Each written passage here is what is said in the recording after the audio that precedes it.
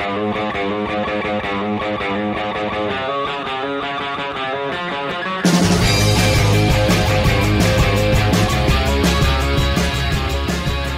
once again, ladies and gentlemen, for tuning into Just the Worst Podcast. This is episode number 2.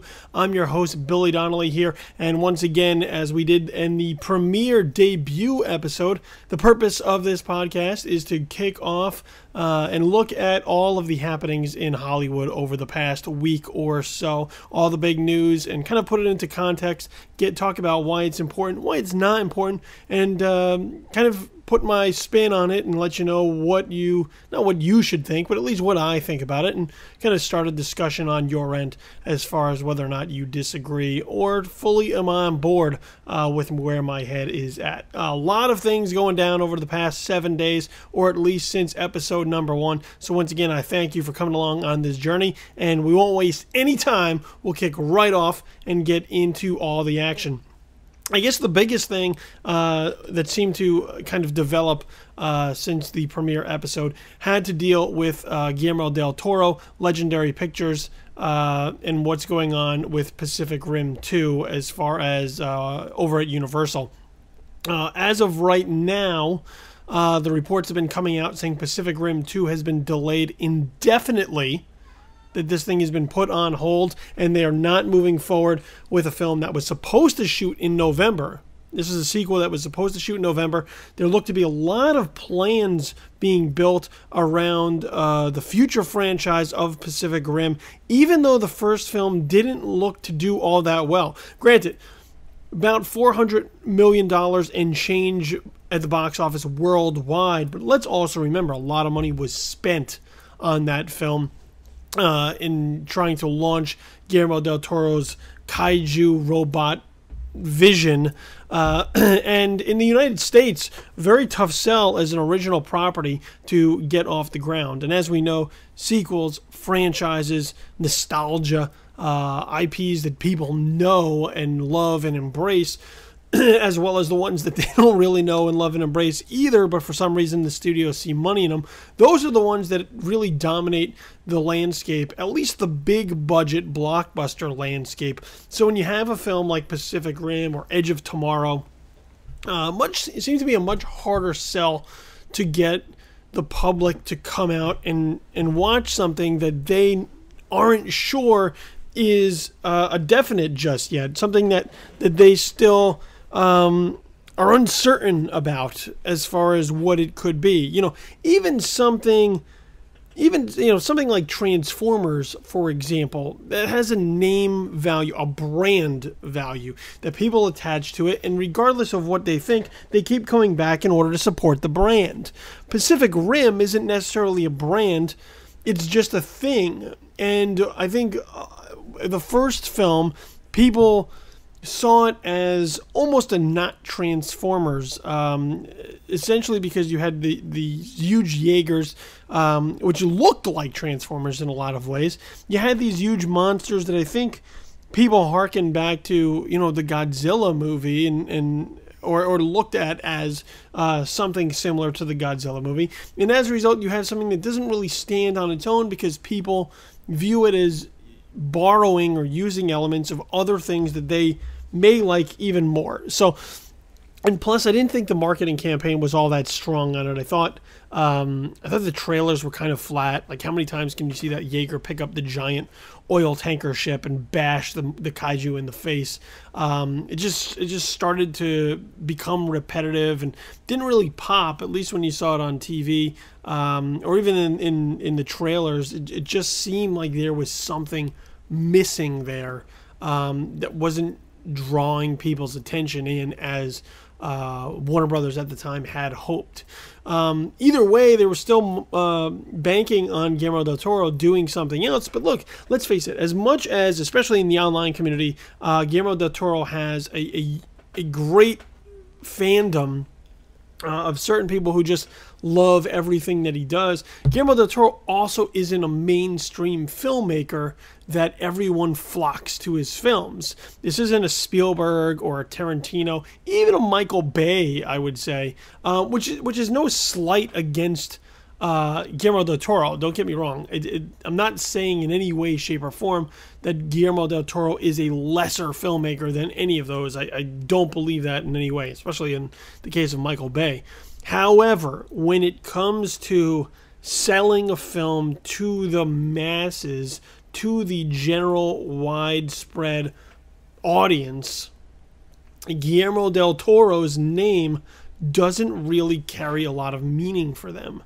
When they hear a Guillermo del Toro film is coming out, that doesn't really do much for them, because if you go back and you look kind of over his filmography, it's not filled with films that people would automatically go out and see, or films that kind of lit the box office on fire.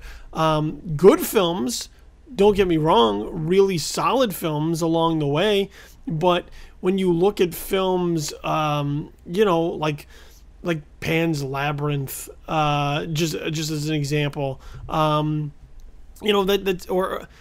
not something that people were all the rage about it as far as being a mainstream film.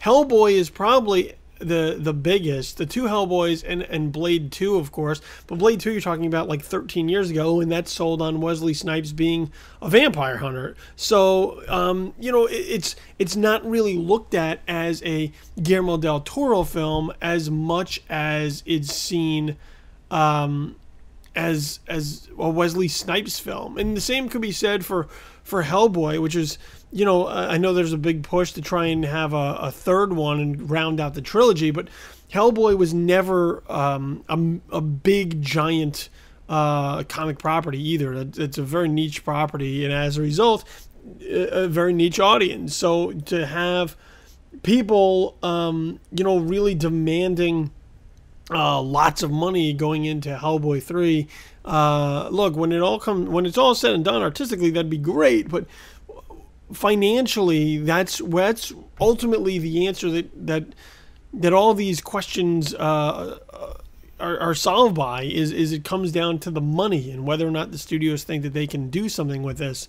And as a result, look, he's gotten to make Crimson Peak, which is a much bigger film than a lot of people would dip into as far as kind of period horror is concerned. Pacific Rim 2, I think, was a huge roll of the dice. I don't know that a lot of people were, or not a lot of people. I don't know that enough people were in love with that first film to warrant a sequel. So to see Universal kind of putting the brakes on Pacific Rim 2, that makes sense to me. Look, I wasn't a fan of the first film. I kind of understand where there is a fandom for it. I didn't think it was very good. I didn't know that, I thought it was kind of dumb, actually, to be perfectly honest. And I didn't know that there was a justifiable reason to go forth with a sequel, because I didn't know there was that good of a story to tell the first time, let alone carry it into a second and probably a third film. Guillermo del Toro, on the other hand, is saying that this isn't the case. Like, according to him, they're still moving forward with the process as if Pacific Rim 2 is going to happen. So he actually said, we are still turning in a screenplay and a budget in 3 weeks. As far as I'm concerned, it's not gone. We're still on it. Now, this, I don't know, maybe there's some miscommunication there between the studio and GDT, but from what it sounds like is this thing has at least been delayed a good amount, and the longer these projects tend to sit on the shelf, the more likely it is they will ultimately crumble and everyone will move on and go in other directions. Del Toro has said that he may do another movie in the middle, which just goes to show how far along Pacific Rim may be pushed down the calendar. If it's going to happen, if Pacific Rim 2 is going to happen, this may be a way for him to kind of skirt it and say, well, I did something else and then I kind of lost my passion for it or whatnot. I tend to believe right now that Pacific Rim is not going to be a reality, is ultimately going to fall apart, and Guillermo del Toro will move on to do something else. Legendary and Universal will move on to do something else, and it will just be one of those films that it has its fandom. Maybe over time, people may start to appreciate it a little bit more. But I don't know that in the current state, anybody is moving forward on Pacific Rim as if it's going to be a reality. So let's put that to bed. That was kind of the big one as far as giant projects that have been kind of now seeing some rocky roads ahead. Another film also seeing some rocky roads ahead, though, is Gambit over at 20th Century Fox, which is the X-Men spinoff that Channing Tatum is going to be starring in. Had some difficulty a while back. Looked like Channing Tatum may actually walk away from this film. Ultimately closed his deal, and Gambit looked to be back on track, except now, once again, they're seeing certain problems. Rupert Wyatt, who was set to direct this film, had directed The Gambler as well as the first Planet of the Apes prequel, was set to helm Gambit for Fox as they look to expand their mutant universe. You know, they have Gambit here, they have Deadpool, obviously. They're a comic book universe as a whole, but you know, still trying to figure out what they're doing with the Fantastic Four. So, you know, they had plans to try and branch this thing out in a number of directions, Gambit being one of the primary ones as far as a spinoff from the X-Men universe. But now that film looks to be having some problems with the fact that Rupert Wyatt is walking away from it. Now, the reasoning seems to be really strange because of the fact that scheduling is somehow being used as a factor for his departure from Gambit.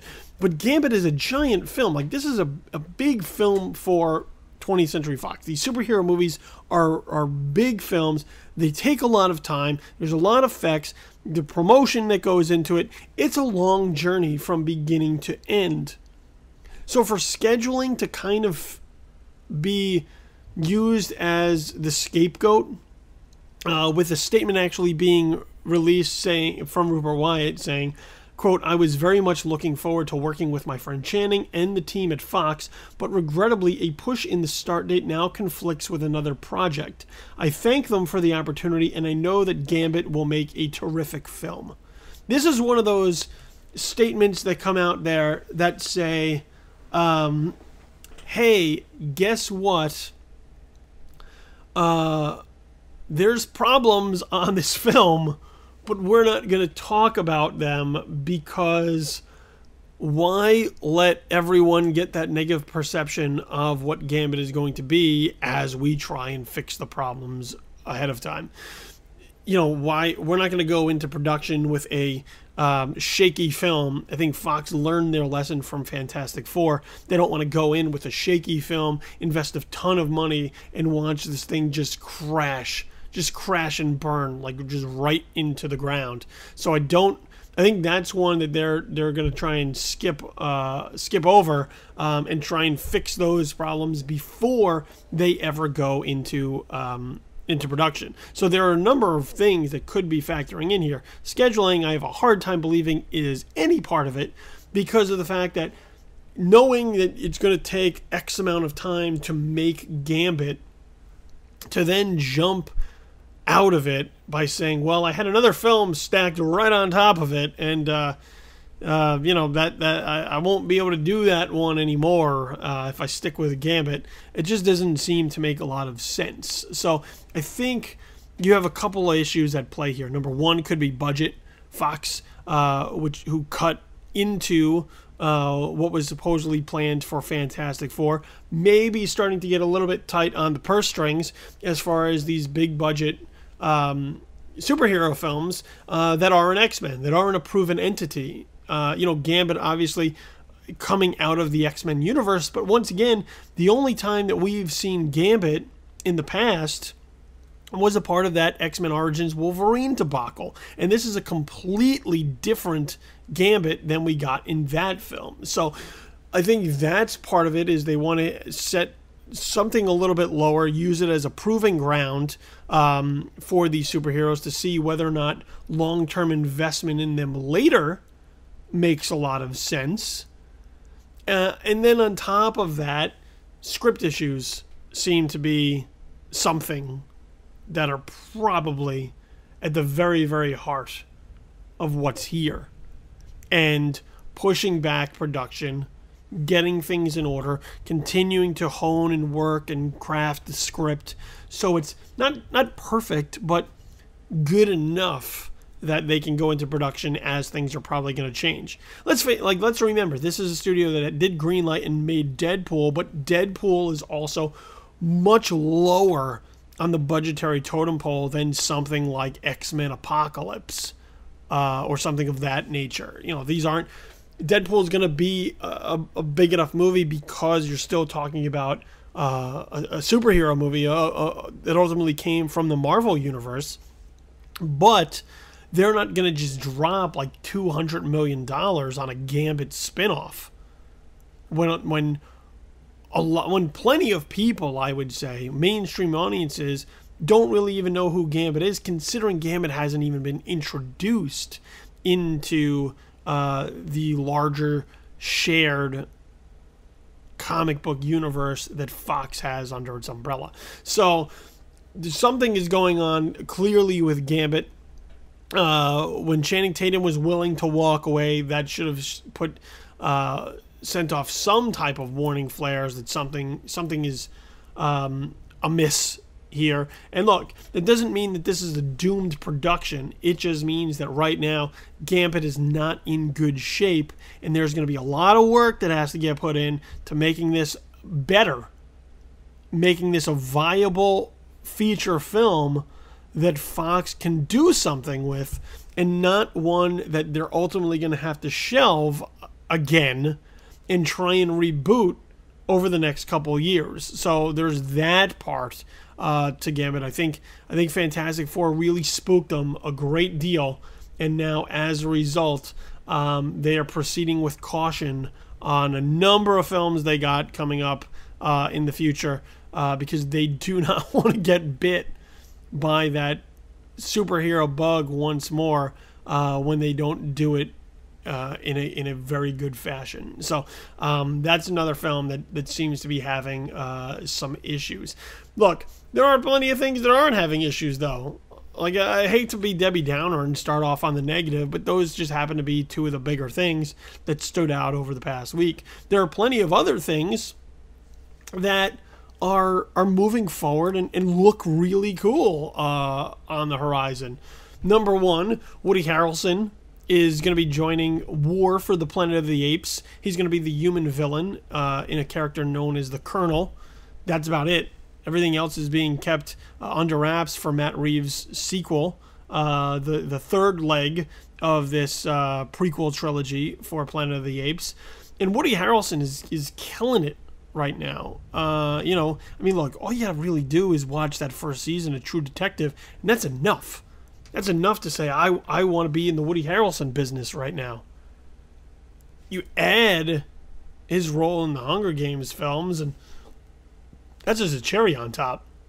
But Woody Harrelson, who had always done really solid work anyway, is once again being given these opportunities to show just how good he is. So Woody Harrelson in any movie, always a plus. So adding Woody Harrelson as the villain, going head to head with Andy Serkis's Caesar in War for the Planet of the Apes, you know, now we're going to get to see, I mean, everything's been building, you know, everything's been building. Resentment of the Apes has been building. The fighting with the apes and humans has now been building with the last film. Now we're going to get a full-blown war. We're going to get a full-blown conflict between the apes led by Caesar and what I would imagine is the humans led by the Colonel. And pointing to Woody Harrelson is the guy who's going to fuck this up for everybody and ultimately put the apes in that top position on the food chain when it comes to Earth. That's a pretty cool possibility. I mean, not a possibility, it's reality, but the possibilities of him in that role, and the potential of what's there, that is something that is really cool. Because Woody Harrelson in my film, I'll take him almost every time. Not like Money Train, I could like leave aside, but White Man Can't Jump, Indecent Proposal, all the rest of that's the solid base of Woody Harrelson. Not Money Train's like that's the 10 out of 10. Like the 9 out of 10 is everything else. The 10th one, that's like Money Train. Also, Rachel McAdams is now confirmed her role in Doctor Strange. The specifics of the role, not, of course, released. Marvel hasn't officially commented on it, but Rachel McAdams commented up to the Wrap while she was up at Toronto International Film Festival, and stated that she is indeed, in fact, going to be a part of the Marvel Cinematic Universe for Doctor Strange. And Doctor Strange is going to be an interesting one because of the fact that it's going to take the Marvel Cinematic Universe into a much more mystical realm than they have been at all to this point. But on top of that, look, Doctor Strange has a lot of really solid elements going for it that on paper should state that this could be one of the better films that Marvel makes. Scott Derrickson behind the camera is a great idea for me. I'm a big Scott Derrickson fan. Really cool dude. You know, he's had some films along the way that have turned up problematic, but I think his vibe, his feel for what Doctor Strange could and probably should be, I think that's where the filmmaker matches the material, and I'm really psyched about him taking on Doctor Strange as we move into Phase 3. Then you got Benedict Cumberbatch, you got Chiwetel Ejiofor, now you got Rachel McAdams. I mean, this is a fantastic cast. Not to mention, okay, not to even mention the fact that topping all of it at this point in time is someone who's even better at this point. I mean, look, everybody else who's in it is fantastic, okay? But you have Mads Mikkelsen coming off of Hannibal, which everybody who's seen it loves, and Tilda Swinton, who has been doing amazing things over our last few pictures. Not that she never did before, but like taking it up a notch. Like Jake Gyllenhaal level right now. Where, you know, Jake Gyllenhaal's a guy who's always been really good, but right now he just happens to be exceptional. This is a fantastic cast on paper. Hopefully they can bring it all in. Rachel McAdams, to me, I think is just another fantastic addition to what Doctor Strange is shaping up to be. Another cool bit that we learned about, actually it's a twofer now. A couple of other cameos added to Paul Feig's Ghostbusters reboot. Number one, Ernie Hudson is finally joining the mix. I believe on the last day of shooting before they wrapped principal photography, Ernie Hudson was there to shoot a cameo. And now, actually before we fired up the mics and went off on this podcast, also learned that Annie Potts will be cameoing. Annie Potts, of course, was Janine, the secretary for the first two Ghostbusters films. She'll be playing the role of a hotel clerk, I believe. Ernie Hudson's cameo, not known. What I can tell you, though, is it's probably not going to be Winston Zeddemore. Because now joining the other original cast members, Dan Aykroyd and Bill Murray, neither of them were lined up to play either of their original Ghostbusters characters. So there is no Dan Aykroyd as Ray Stantz. There is no Bill Murray as Peter Venkman. Aykroyd is a cab driver, I believe. Murray is like a supernatural debunker. Spoiler alert, sorry. So I can't imagine that Ernie Hudson is going to get to put on the jumpsuit that he loves to this point. Like, have you ever met Ernie Hudson or talked to Ernie Hudson? Ernie Hudson has been dying to get back in another Ghostbusters movie. Like, every time they would talk about Ghostbusters 3, Ernie Hudson would have been, like, the first guy on the set. Like, just the first guy there. Like, without fail. He would have been like, I'll be there. Ernie Hudson's going to be there. And then when it didn't happen, I think he was really disappointed. Because all he heard and was asked about over the years was how Ghostbusters 3 was shaping up and whether or not it was going to come together. And look, he was not a fan of the idea of Paul Feig's Ghostbusters reboot. In fact, months ago, he actually said, quote, I heard it was going to be a total English much? No. Do it again. I heard it was going to be a total reboot and that it would have nothing to do with the other two movies. If it has nothing to do with the other two movies and it's all female, then why are you going to call it Ghostbusters? And then I think he made other comments about, like, hoping that they were going to be, like, sexy Ghostbusters or, you know, whatever. You know, like the Halloween costumes. But what this does is it doesn't necessarily legitimize Feig's Ghostbusters reboot, but what it does do is it lends the support of the original cast to this. So for everybody who wants to bitch about, you know, the Ghostbusters reboot and, oh, it's not really Ghostbusters, and why don't they just leave it alone?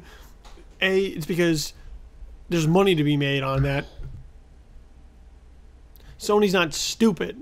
Sony likes money. Sony likes to make sure that they have properties that they can use, and Ghostbusters has been one that's been on the shelf for too long in their mind. And once they got all the rights cleared away and everybody was on board, whether it was Aykroyd or Reitman or Murray kind of giving up his rights, they were going to do something with it.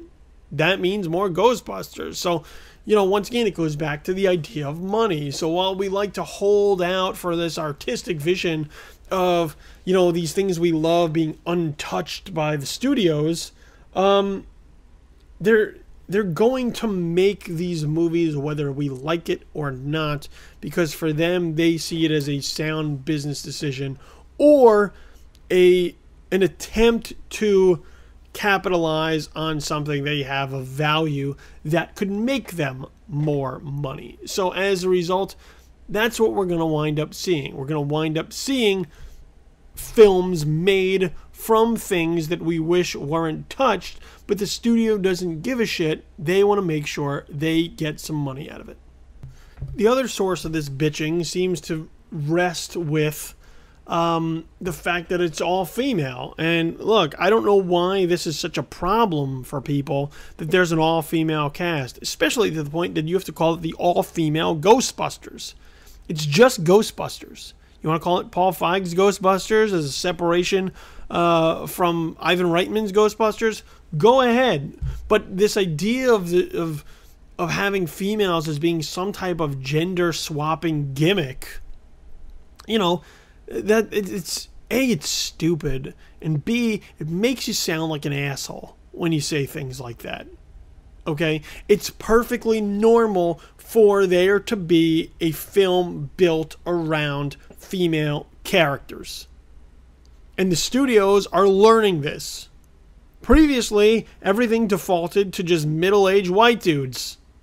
And that's all we ever saw. Middle-aged white dudes. Who's going to lead this movie? Middle-aged white dudes. Who's going to be that hero? Middle-aged white dudes. Who's going to fight the bad guy? Middle-aged white dudes. And then there's not enough roles for women to possibly take on this type of responsibility and duty as far as being the centerpiece protagonists in some type of adversarial good versus evil battle. Why anyone has a problem with that is beyond me. But looking at this film and saying, well, there's 4 women as the Ghostbusters, so what? Who cares? You have a problem looking at Star Wars The Force Awakens and seeing strong female characters at the heart of it? Because they're going to be there.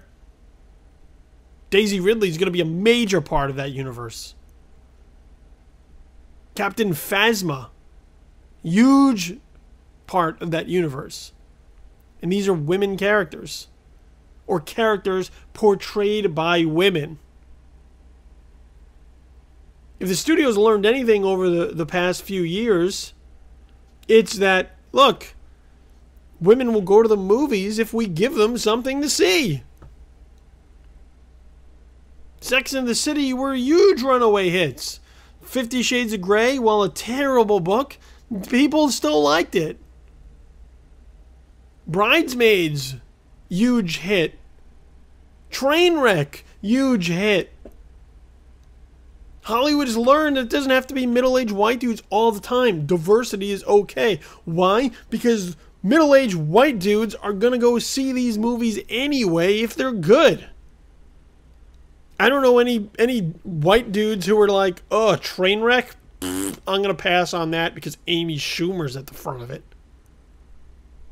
The only ones who did do that, once again, assholes.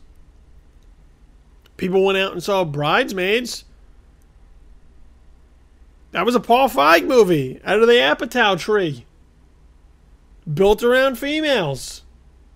And nobody looked at it and said, ugh, Bridesmaids. Oh, it's supposed to be funny? Well, I'll go see it, just in case it might make me laugh. But I just want to let you know, out of protest, I'm going in with a bad attitude because it has females at the center of it. Like, these conversations don't happen with real people. So Ghostbusters, like, let's just write it out and see what happens. And the fact that you have Murray of all people, who was against ever doing Ghostbusters 3, the fact that he's in there to begin with should say, you know what? Maybe I have been unnecessarily harsh in writing off this movie before I've ever seen even a single frame of it. Maybe I should give it a chance. Because if Bill Murray is willing to come on board, and granted, look, I know he made the Garfield movies, but if Bill Murray is willing to sign on to a Ghostbusters movie after for years basically saying, fuck another Ghostbusters movie, that's got to count for something, right? And with Aykroyd involved, which is very cool, and now Hudson, and now Potts, very, very cool. I wish we would have gotten, like Sigourney Weaver, I really wish we would have gotten Rick Moranis. Just as a cool wink and nod to the old fans. But let's face it, this is also its own thing. A new thing. So I'm all for the cameos being these very cool little things that send the old fans into a nice giddy tizzy. But beyond that, I'm all for this just being its own thing, and we'll see how it goes. So there's that as far as Ghostbusters is concerned. Another cool thing, Bryan Singer is actually going to be doing 20,000 Leagues Under the Sea, which I think no one saw coming. Primarily because no one's been able to get a 20,000 Leagues Under the Sea film going over the last few years. Until now when Bryan Singer wants to take his shot. Previously, it's been nothing but failure to try and make the Jules Verne novel once again show up on the big screen. David Fincher had something set up at Disney for a while, going all the way back to 2010. That thing collapsed when he really kind of butt heads with the studio, like the higher-ups at Disney, who were more focused on who can we get in there to sell this movie rather than Fincher's idea, which is who can I get into this movie to make this movie good.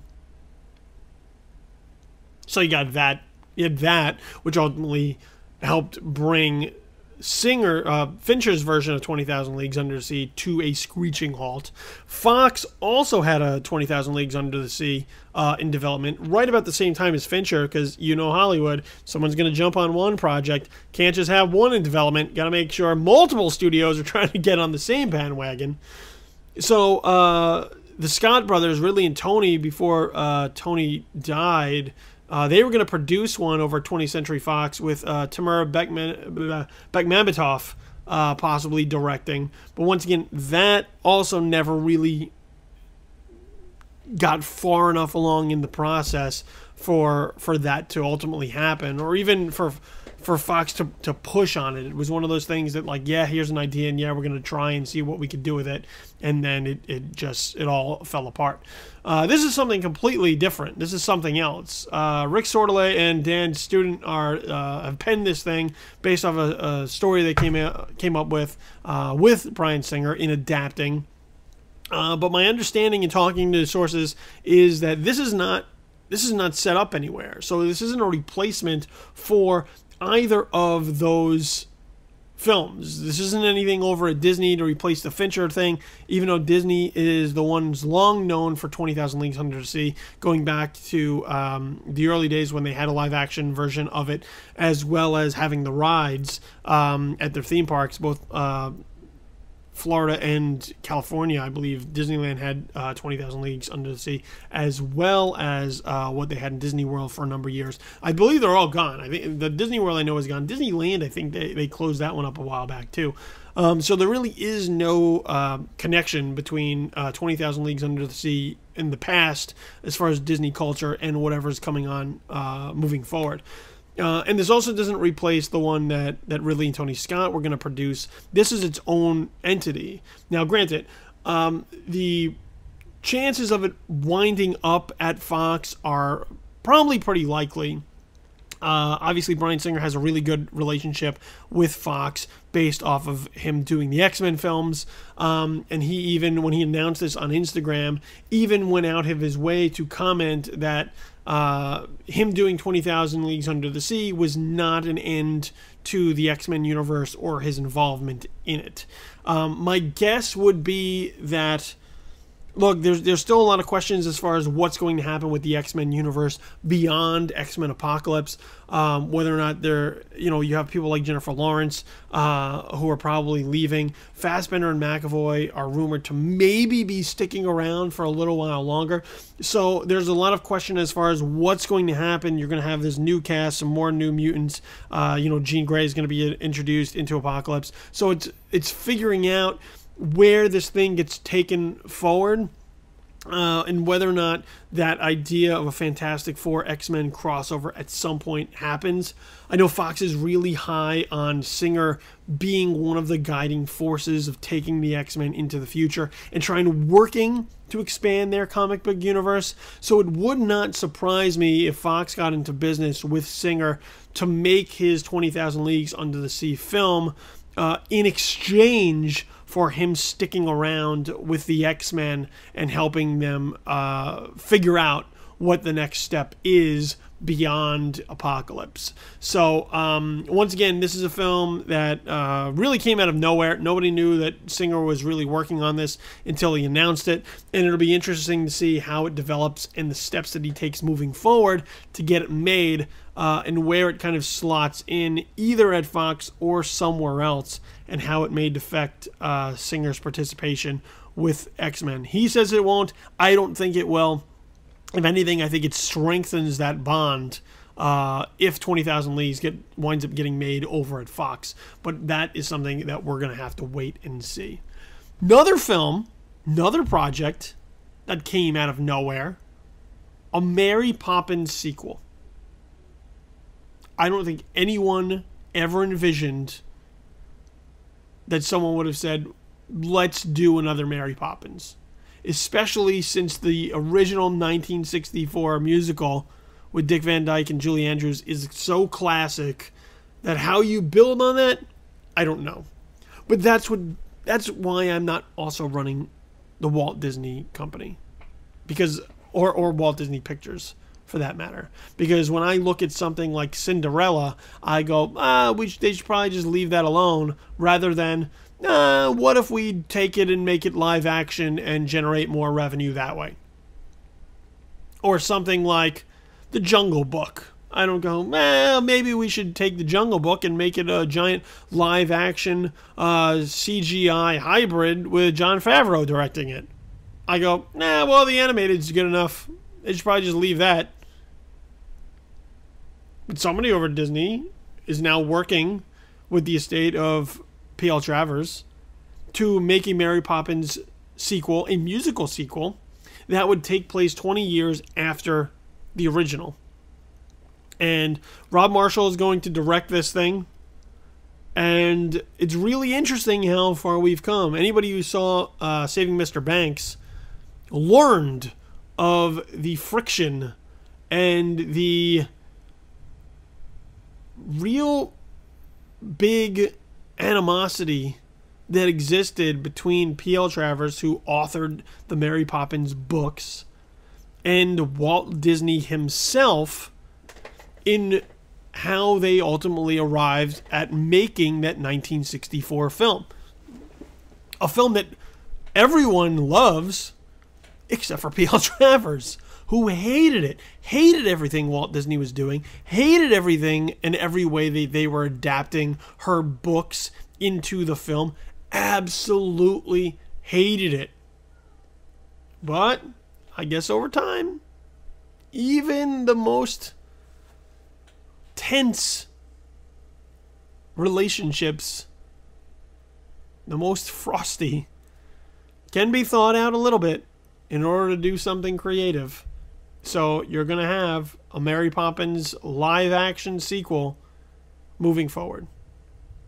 And it's probably not going to star Emily Blunt. At least not yet.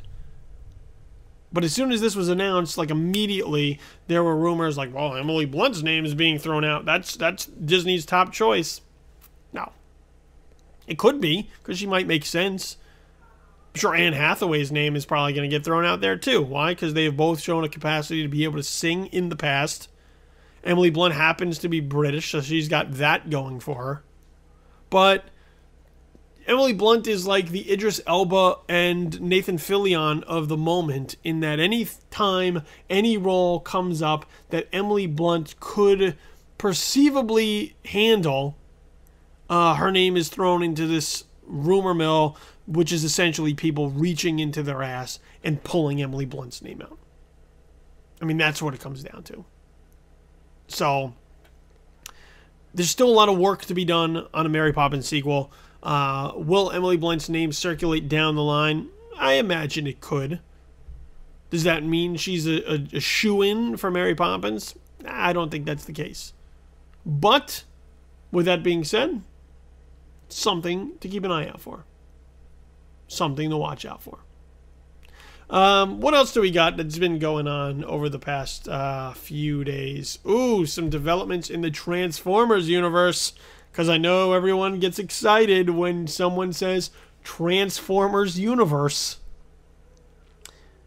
And indeed, Paramount and Hasbro looking to build a universe after the first 4 films.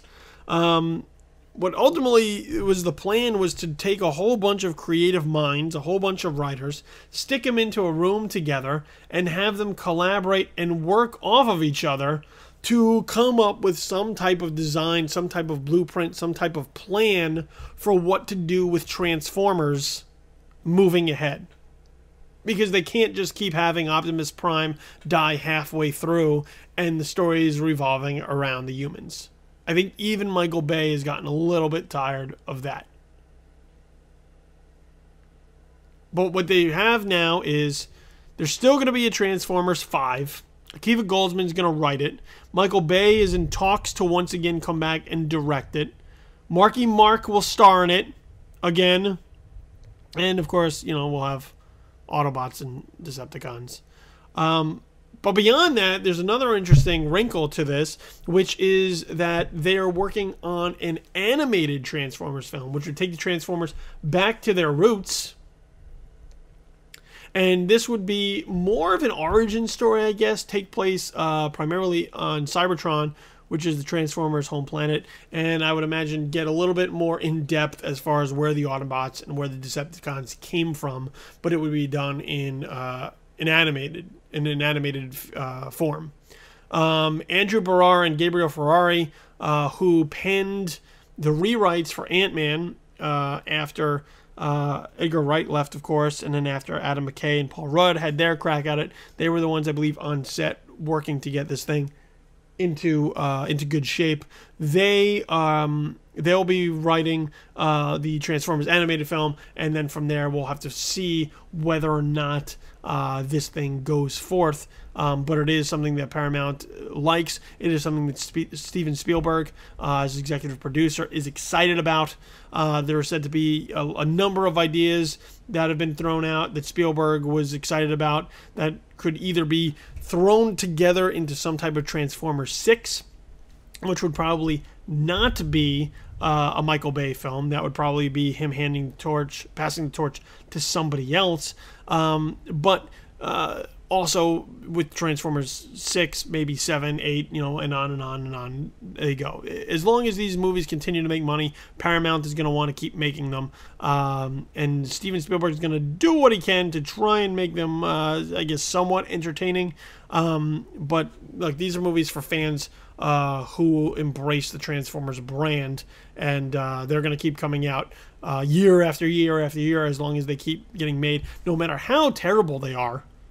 And look, the first one, not a bad film. Okay, relatively novel because you had giant robots fighting each other. But then once you got into Revenge of the Fallen, and then Dark of the Moon, and then Age of Extinction, like, I don't know that they actually got dumber, other than the fact that they got laterally dumb. Like, they just remained dumb across the board from picture to picture. So, that's what you got with the Transformers films going on there. What else do we got? A couple other interesting tidbits that we could chat about here. Zack Snyder is once again commenting on Batman versus Superman. This time, he's actually not taking shots at Marvel. He's only talking about his own film. But this was a comment that I guess got lost in the cracks from when he was promoting his strange Doritos commercial contest. And he was asked, I believe, about Man of Steel 2 and where the sequel to that is going to be. Like, where the sequel to Man of Steel is ever going to slot in to the DC cinematic universe. And his remark was, quote, "I think in a way Batman v Superman is Man of Steel 2. Justice League is kind of the transcendent Knights of the Round Table of the story. It'd be interesting to think about what a standalone Superman movie might be." So there you have it, folks. For everybody who's been wondering, like, when Man of Steel 2 is going to be, it's going to be probably never. It's not a priority for Warner Brothers. It's not a priority for Zack Snyder. And it's really strange that Superman is ultimately going to be relegated to just a tag-along as we move through. Nobody knew that this is the way it was going to go. They thought they were going to make Man of Steel. It was going to be $1 billion movie. They were going to make Man of Steel 2. They could build a cinematic universe from there. Superman would be like right at the heart of it. And then they made Man of Steel 2, and it was incredibly divisive. Made a good deal of money, but not what they thought. And what happens? They move forth with the second film, and they immediately sprinkle some Batman on it. Because they know that, like, everyone loves Batman, especially now. Everyone didn't love Batman, as evidenced by Batman and Robin. They didn't always love Batman. But Nolan rebuilt the brand for them to the point that now Batman in a movie is a huge thing for them. Everybody loves Batman in a movie. So they want to sprinkle Batman as best they can. We've heard about, like, so much Batman story here because they're like, well, Clark Kent and Superman already got their story in the first film. So now that Batman's new here, we got to explain a lot. Even though it's all relatively simple because no one doesn't know who Batman is or who Bruce Wayne is. His motivations are pretty much, you could watch the trailer and see his motivations spelled out. I don't need like half the movie devoted to Bruce Wayne and Batman just because, well, Batman is cool, so we might as well keep him up there as long as we can. So I think it's just an interesting way, an interesting perspective to see now how Superman is being treated like the redheaded stepchild of the DC cinematic universe, and that nobody really wants to touch a solo Superman film again. At least not anytime soon. They would rather move on to Wonder Woman, which is great because we haven't gotten Wonder Woman yet, but they would rather move on to The Flash. They'd rather move on to Aquaman. They'd rather move on to Green Lantern Corps. They'd rather move on to Cyborg. They'd rather move on to Shazam. They'd rather tell any other story, Suicide Squad, that's not Superman. It's amazing. Oh, how the mighty have fallen. Because Superman used to be a huge deal. And now, not so much. Not so much. That's a shame. Because there is greatness that could exist in a Superman film, and we haven't really seen it in a long time. Going back to the Donner films, the first two Donner films, Superman the movie, Superman 2. And then you start moving into Superman 3. Superman 4, The Quest for Peace. Ugh. Superman Returns, which was Singer's attempt to make a Donner film, but didn't really have that right spirit.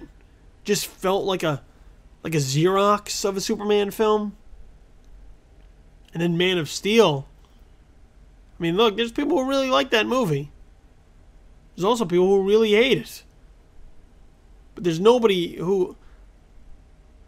there's very little middle ground there, and there's also very little love for Man of Steel. So to see how Superman is now being treated moving forward, it's kind of a shame that that's how far we've gotten away from the excitement that used to exist at the prospect of resurrecting Superman after Superman Returns. So that just keep that in mind as we move forward with the DC Cinematic Universe, and just know where on the scale Superman ranks, because it's definitely not on the high end. It's probably like just above Cyborg, which, yeah, you never thought that that would happen.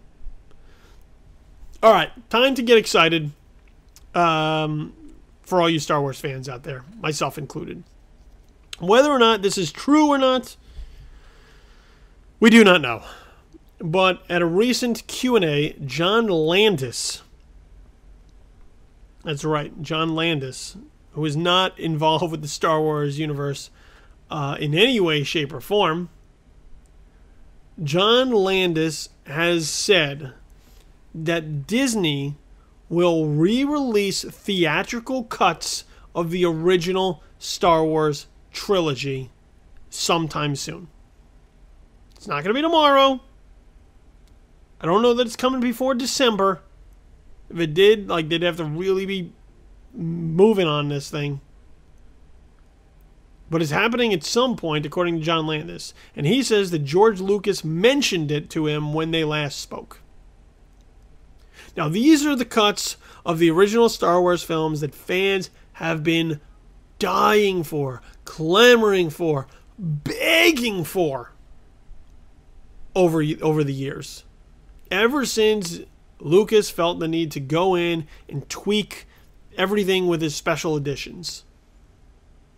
From the special editions on, every time there was a release, there was something else he was adding. Just something else. Something else. Let me change this. Let's change that. Let's tweak this. Let's tweak that. Now we may actually get Star Wars, otherwise known as A New Hope, without Jabba the Hutt involved. We may get Empire Strikes Back without those extra dazzling doohickeys. We may get Return of the Jedi with just the celebration at the Ewok Village, ending with the Nub Nub song. Who doesn't like that? What a great idea. And everybody wants it. Everybody wants to see those originals. Whether they would be re-released theatrically or they would just come to Blu-ray, I don't know.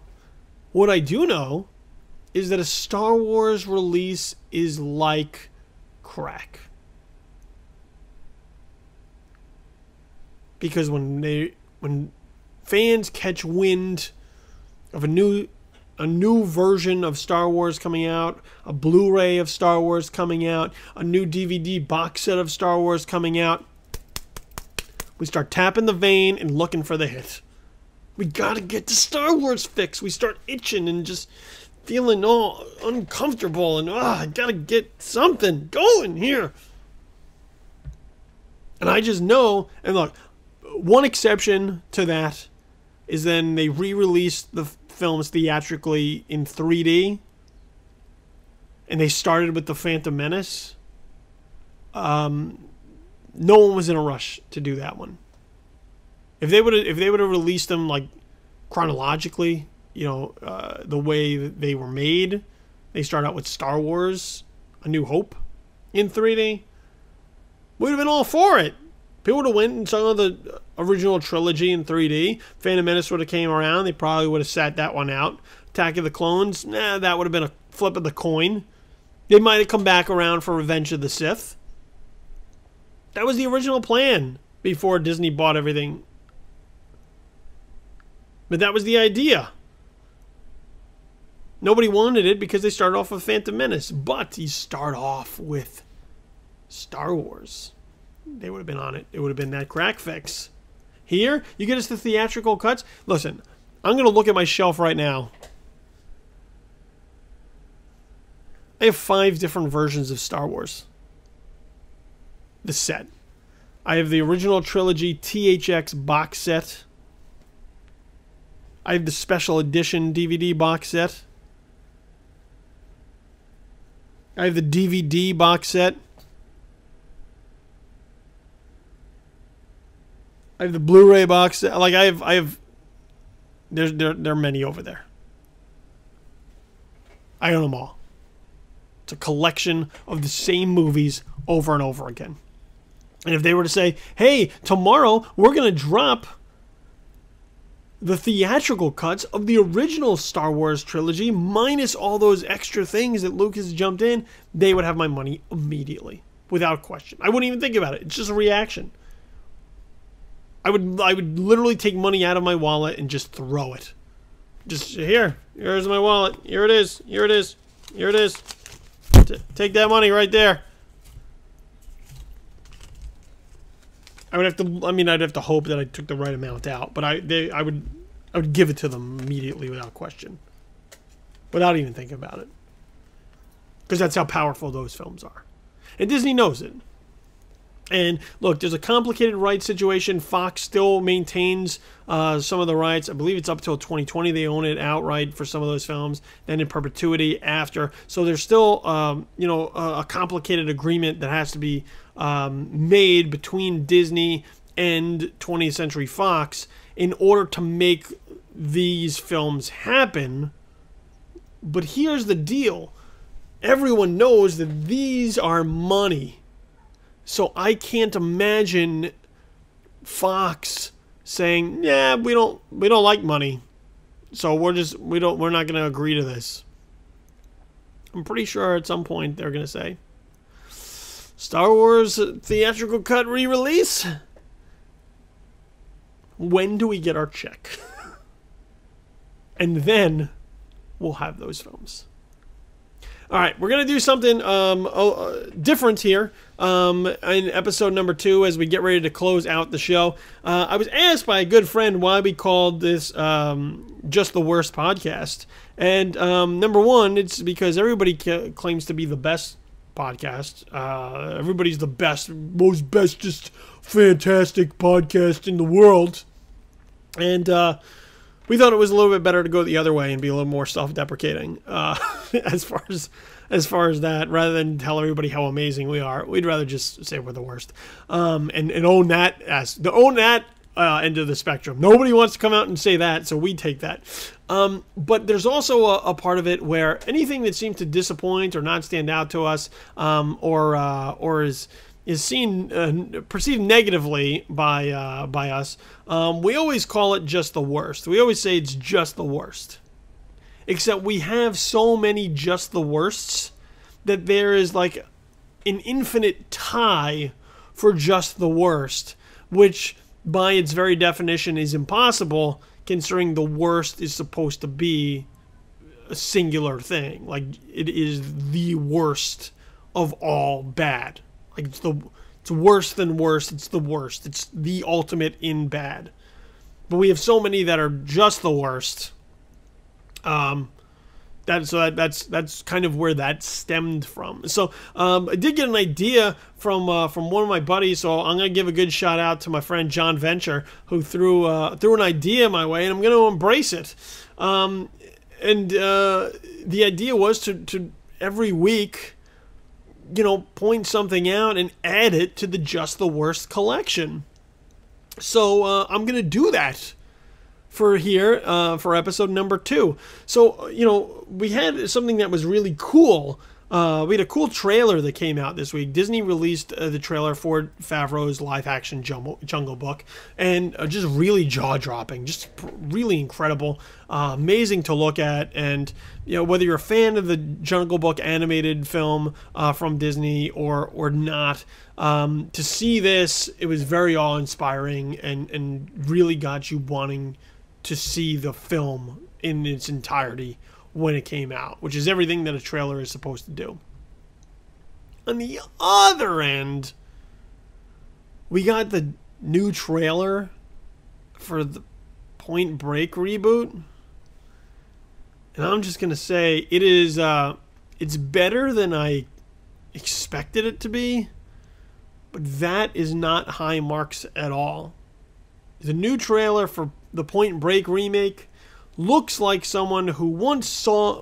was made by people who once saw Point Break, thought it was cool, wanted to put their own spin on it, but completely disregarded all of the elements that made that film great.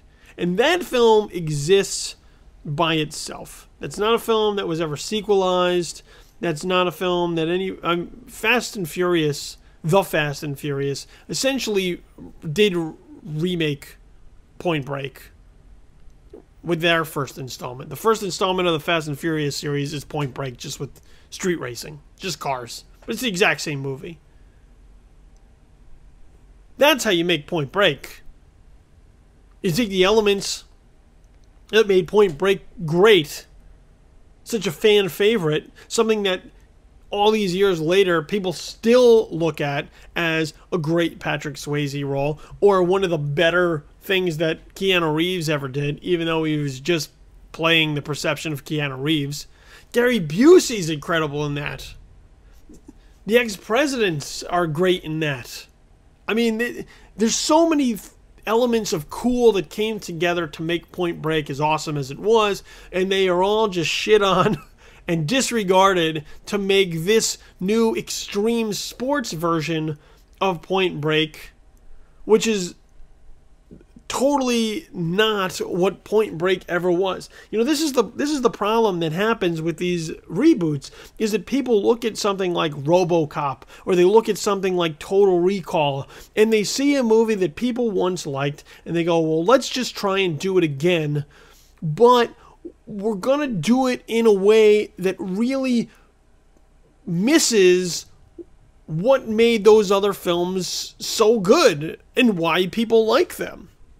And that's what we have with the Point Break remake that's coming out on Christmas Day. It's going to get absolutely buried by Star Wars The Force Awakens, which comes out the week before. They'd be going for similar audiences, and I don't think anybody who's going to see Star Wars Awakens gives a shit about the Point Break remake. And just in seeing this new trailer, I'm going to bestow the honor of the very first, just the worst, to this Point Break trailer and the idea of this Point Break remake, because it doesn't look like it was made with love. Doesn't look like it was made with any sort of passion. It looks like it was made by people who knew that other people liked Point Break at one time and just hoped to cash in on that with this empty, kind of hollow remake that isn't about anything other than taking a name brand and trying to cash in on it once more.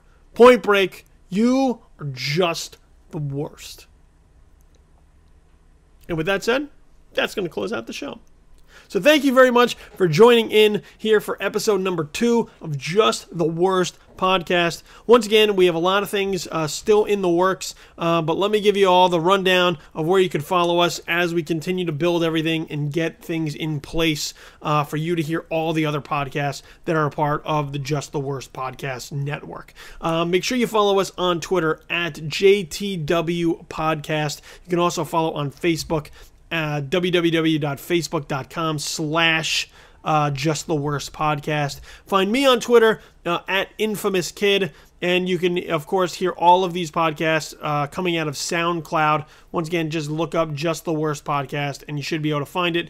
iTunes subscriptions, iTunes is getting set up. I promise you, they're going to get you done. You'll be able to subscribe, get everything sent to your phone. You'll have all those taken care of. Same thing with Stitcher. All that stuff's going to get knocked out. You'll be able to set up your Stitcher subscriptions too.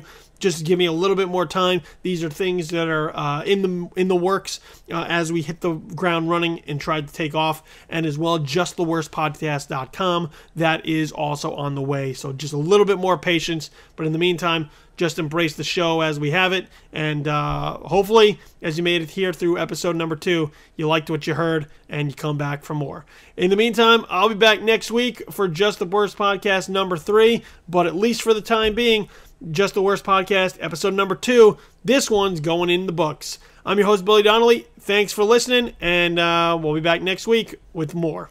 Peace.